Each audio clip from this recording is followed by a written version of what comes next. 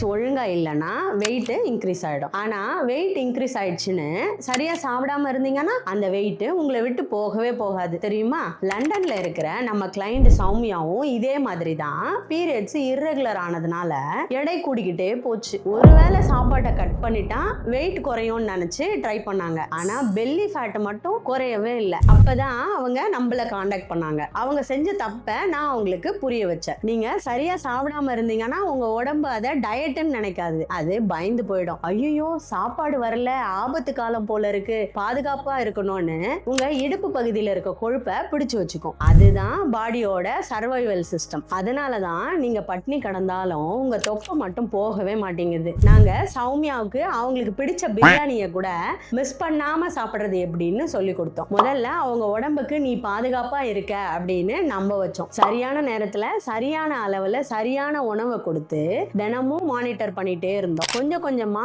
பாடி காமாக ஆரம்பிச்சது. தானா அந்த பிடிவாத கொழுப்பையும் கரைய விட்டுடுச்சு. 12 வாரத்துல 8 கிலோ குறைஞ்சது மட்டும் இல்ல, அவங்க பீரியட்ஸும் ரெகுலர் ஆயிடுச்சு. வெயிட் லாஸ்ங்கிறது உங்க உடம்ப எதிர்த்து சண்டை போடுறது கிடையாது, அது உங்க உடம்ப புரிஞ்சுக்கிட்டு அரவணைக்கிறது. உங்க உடம்பு உங்களை ப்ரொடெக்ட் பண்ணுது, நீங்க அதுக்கு துணையா இருங்க, அது போதும்.